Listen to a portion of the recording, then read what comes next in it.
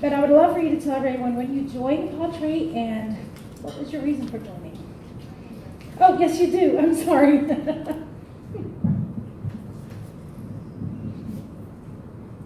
Hello?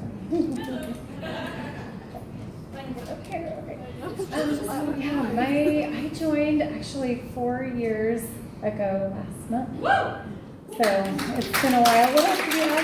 Hey, what was your reason? My reason, yeah. So my reason was, a lot of it was curiosity. I saw that, long story short, I'm going to back up. I actually, when I joined, I had zero belief in direct sales, to be honest. I think that's really interesting, and maybe some people can relate to that.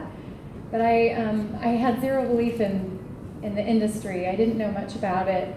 But when I had moved to Utah, I actually had met some people that had had success in their businesses. And so I thought, I was curious. This is a new company, and I do see that there have been some people with income that they've earned quite a bit. And so I thought, let's try this. And so she said, yes. And So someone I invited her, said, and she said, sure, I'll give it a try. I love it. So when you first started, you kind of talked about this, but I'm going to ask it again just in case you want to add to. What were your dreams or aspirations when you first started? That's a good question, because like I said, it was more income focused. I didn't know much about direct sales at all, and I didn't know anyone really close to me that had ever been in direct sales for much more than, it seems like maybe a couple months. You go to a party and then you don't hear about it again. So I would say my aspirations is, once I started learning about the business, was, there were a couple things. I remember reading about the growth. There are no boundaries. You can, grow your business, and you don't have to, be regional or anything. That was intriguing to me. And then I remember Melissa Davis telling me when we were asking questions about the business, and she said one thing that she loved about the business was that she knew people all over the country, and that was something I couldn't really fathom.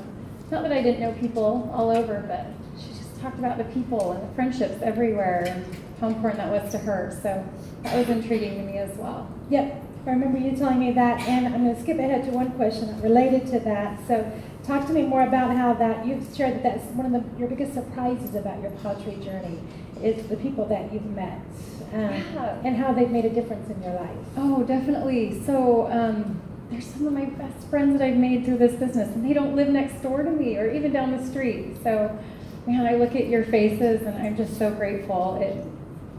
I don't even know how to express how happy you all make me. So everyone in this room, I know, not outside my team as well, you've all made a big difference in my life.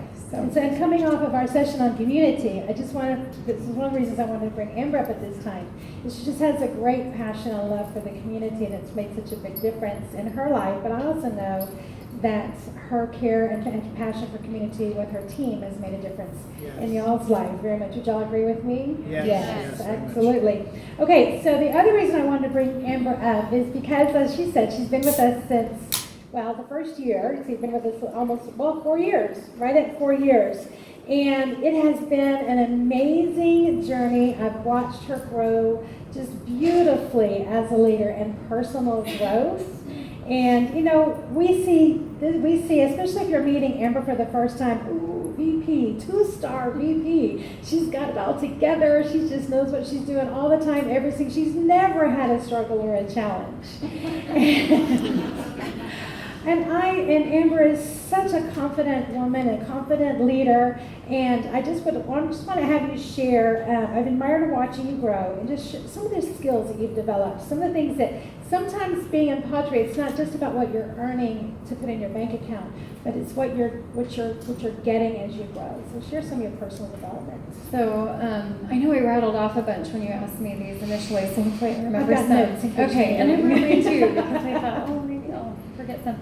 But one thing that I'm really grateful for, and that I think some people come by this naturally, but I personally am not one of them, is just communication skills.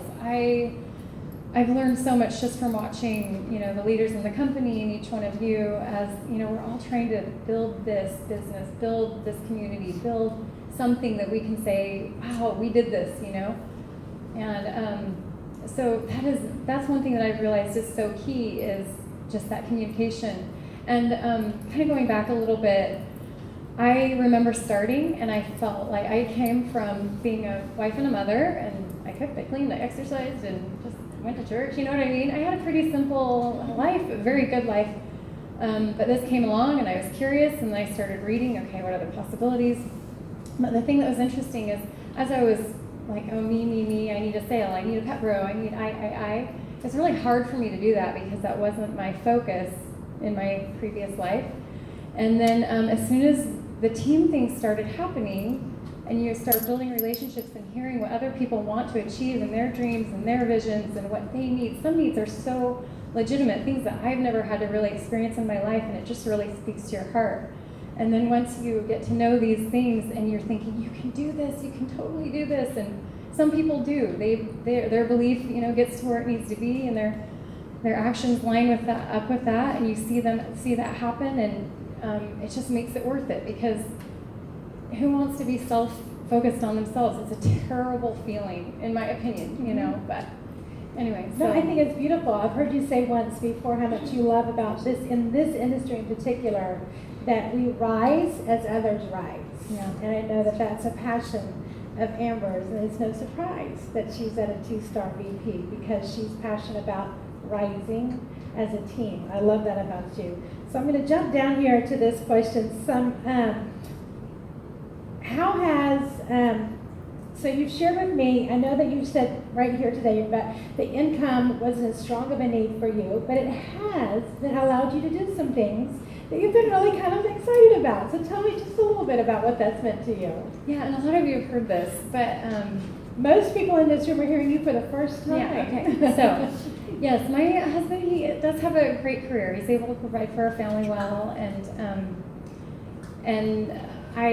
so the money that I've made, I've been able to do some really neat things. For example, I like my kids being able to see that I have a goal and I can reach for it. Yes, mom can do this, and she can accomplish things, and ways that I've done that is, like my daughter, she's really into K-pop. Don't know if you know what that means, but it's, anyway, she just graduated, she's a senior, and last year we were able to, do you want to go see your favorite K-pop band? And she had told me, oh, they're coming to going to Toronto. So anyway, we bought plane tickets, we paid for the hotel, we went to the band, we had a whole weekend and dinner and shopping, and she, like I said, she graduated, so this was kind of like our trip, and I was able to say, yeah, I paid for this trip, and we're going to go have a great time. And then similarly, my son and I, that's here with us, Thomas, we're certifying for scuba together, and we're going to go on a trip in September. Anyway, some big things, right? Lifestyle things that aren't needed, but they're definitely a lot of fun, and I love that I can tell my kids, Patrick paid for this. So I love that. I love that, because fun. sometimes we just need to be able to treat ourselves, right? And our families, and it feels good.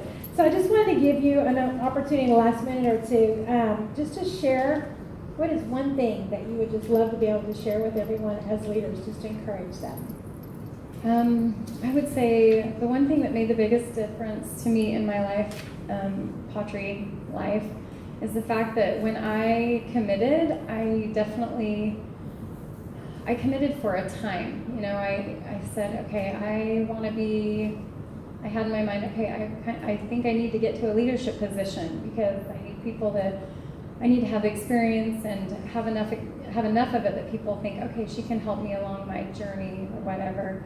And so I remember reading the Aaron Worry, 1 year, 3 year, 5 years, what you can expect along that path. It gave me a good idea of, well, I need to commit for at least 1 year, and then it turned into 3, and then now I'm like, I don't know how long I'll be here, forever, something like that. But yeah, just make a commitment and work for it, because I do know, going back to what I said earlier, my belief level in the industry was nothing. Well, now it's huge, and it only gets bigger and better as time goes on. So just be patient and keep working towards it is the only thing I can. Journey of perseverance, I've heard you say. Yeah, journey of perseverance. Well, I want to thank you so much for coming up and sharing. And would you guys just let her know how much you appreciate it?